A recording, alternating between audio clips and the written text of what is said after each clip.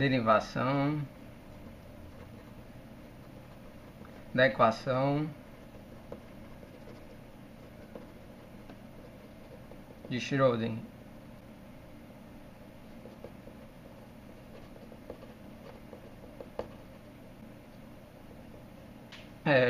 Uma derivação da equação de Schrödinger, porque na verdade, se você pesquisar no YouTube, você vai encontrar várias que eu chamo motivações. Mostra uma motivação partindo de alguma solução. Por exemplo, ele parte daquela solução de um elétron confinado numa caixa, pode ser uma, duas ou três dimensões, que ele conhece a solução, que é do tipo raiz de 2L seno de nπx sobre L. E como é uma solução do tipo senoidal, ele mexe na equação diferencial de segunda ordem do tipo que vai levar uma equação de Schrödinger. Só que esse método, por exemplo, não me satisfaz no sentido de ser uma derivação da equação de Schrödinger. Então eu fui atrás de uma derivação de fato a partir de primeiros princípios de que eu pudesse aceitar a equação de Schrödinger.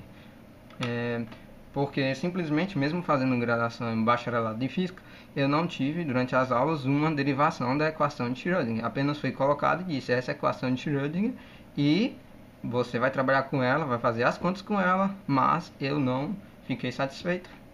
Então resolvi fazer, enquanto eu faço eu aprendo, um vídeo sobre uma derivação. Repito aqui uma porque é a que eu estou fazendo, da equação de Schrödinger. Então, eu procurei partir da mecânica clássica, ou seja, da mecânica sem a mecânica quântica, de mecânica analítica também. Entretanto, para iniciar essa derivação, eu achei necessário começar lá da noção sobre gerador. Geradores. O que são geradores, né? Geradores são funções de Q e P, que é a coordenada generalizada e P o momento, que caracterizam como os fluxos se desenvolvem. E quem sabe conhece o espaço de fase de Q e P. E a partir disso, a partir dos geradores, tentar tirar uma derivação da equação de Schrödinger. Bem, também é conhecido que uma simetria é algo assim que é matemático, mas é muito explorado na física moral. Implica numa conservação. Faz mecânica teórica, mecânica analítica, né? Sabe do que se trata, que uma simetria temporal implica em uma conservação da energia. E isso é visto facilmente no teorema de Noether. Bem, voltando para o gerador. Então, o gerador ele é um pequeno deslocamento dos pontos do espaço de fase, certo? E esse deslocamento também pode ser visto de forma ativa ou forma passiva. Bom, existe um teorema, vou colocar informalmente aqui, que diz o seguinte, que todas as vezes que delta QI, que é uma variação nas coordenadas generalizadas, for do tipo epsilon, que é uma variação, né, muito pequena, aqui os cochetes de Poisson, né, de QI e uma função G de Q e P, e que os momenta delta PI, os momentos, igual a epsilon cochete de Poisson de PI com uma função analítica Q e P. Sempre que acontecer isso daqui, esse G é gerador da transformação canônica. Bem, esse formato aqui. Isso aqui são os cochetes de Poisson, que sabe que estão relacionados com a mecânica quântica, né? E toda a mecânica clássica se baseia nessa estrutura aqui dos cochetes de Poisson, que está toda envolvida a álgebra de Lie aqui. Bem, então, dado isso, se o ΔQi e o ΔPi for desse formato, sempre esse G será um gerador da transformação canônica. Então, é uma transformação canônica. Isso aqui representa uma transformação canônica. Aí a gente pode ver um exemplo, né? Por exemplo, pensar um exemplo muito simples é o Q ponto. Quem é o Q ponto? É o dQ dt. Só que pelo teorema de Liouville, isso é o que? Isso é igual a Q com H, hamiltoniano. O Poisson bracket, né? O cochete de Poisson de Q com H. Então, esse aqui é o teorema de Liouville. Então, se a gente ver isso aqui, onde H é o hamiltoniano, então a gente vai ver que dq é igual a dt Poisson bracket de Q com H. Então, se a gente comparar isso aqui com isso aqui, a gente vê de que isso aqui é o correspondente, esse dq com ΔQi, e esse dt com esse epsilon. E esse H é o correspondente do G. Então, daqui a gente tira uma coisa interessante. A gente tira aqui o hamiltoniano é o gerador da evolução temporal do sistema.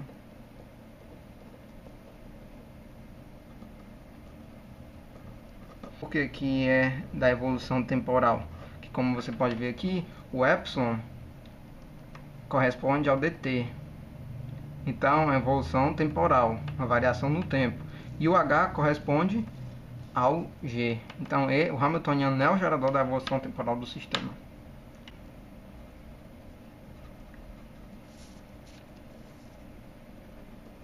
Evolução temporal dos estados quânticos. Evolução temporal dos estados quânticos. O que é a evolução temporal dos estados quânticos? Seja um estado quântico dado por um vetor, um state vector, que é um vetor do espaço de Hilbert, no ket A e B, por exemplo. Dois estados, né? Então, existe uma regra básica. As relações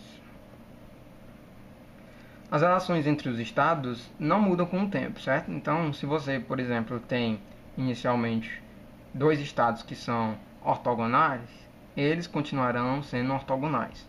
Então, essa regra diz que as relações entre estados não mudam com o tempo. Então, estados inicialmente ortogonais, né, por exemplo, são sempre ortogonais.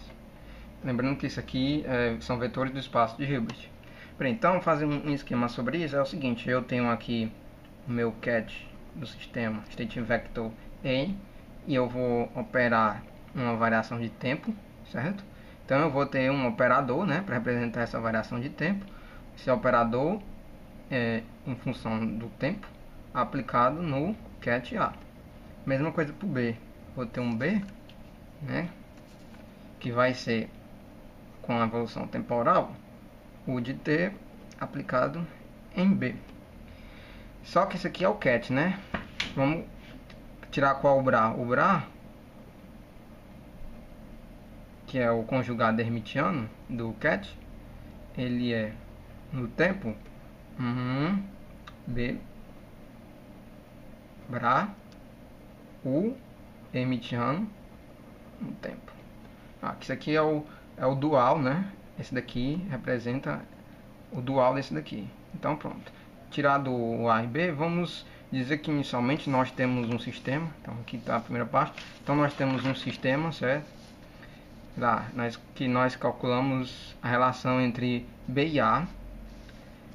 Nós dizemos que B e A é dada por essa relação inicial e o tempo vai operar, ou seja, nós vamos aplicar uma evolução temporal E esse estado, como nós acabamos de ensinar qual é a regra de que transforma esses estados se transformam no tempo, nós vamos aplicar essas regras aqui no nosso sistema. Então, aplicando a regra aqui no Bra e no Cat, como a gente acabou de ver, como é que vai ficar? Vai ficar B, o hermitiano, né? Vezes o Cat A. Só que a regra diz que a relação antes e depois não muda. Então isso tem que ser a relação inicial. B, A. Daqui o que a gente tira? Daqui a gente tira uma relação importante, que é que o hermitiano vezes U é igual à identidade. Você pode ver isso aqui, ó, que está aqui dentro, é igual à identidade. Porque se eu tenho aqui a identidade multiplicando aqui, é como se tivesse BA. Então, isso aqui é igual à identidade. Pronto. O que quer dizer que o hermitiano vezes o, né, o operador hermitiano vezes o operador é igual à identidade? Isso quer dizer, simplesmente dizer que o é unitário. Essa é a definição de unitário, né? Se ele satisfizer essa relação aqui, então ele é unitário. Bem, quando nós temos aqui um psi de t, né, um estado, né, que é uma função de onda, e nós aplicamos uma evolução temporal, ou seja, o tempo passa de um tempo mais uma variação temporal, um tesão. Nosso estado, que era inicialmente nosso estado final, né, que é psi de t mais t, ele vai ser igual que o operador, né, que a gente acabou de aplicar, que esse operador depende dessa variação, vezes o inicial, porque na verdade aplicando, né? Então está aplicando no psi de t.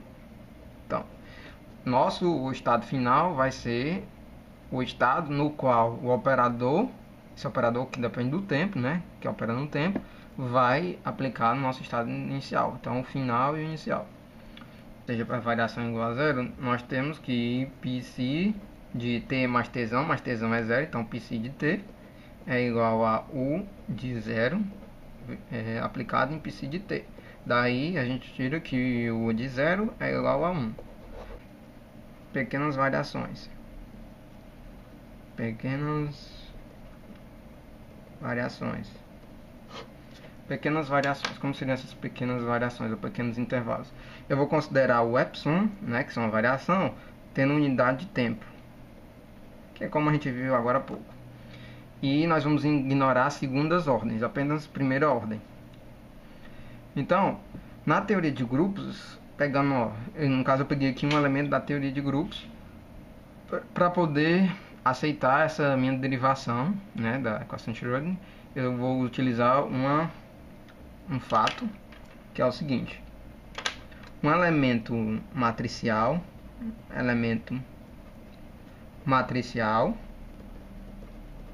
do grupo, isso que é chamado, né, do grupo de Lie, que é um grupo de Lie, certo? Ele é representado da seguinte forma: é um E exponencial de um parâmetro vezes um gerador vezes I. Se aqui é o I dos números complexos mesmo. Então, esse I pode ou não aparecer. Como é que eu vou saber se ele aparece ou não?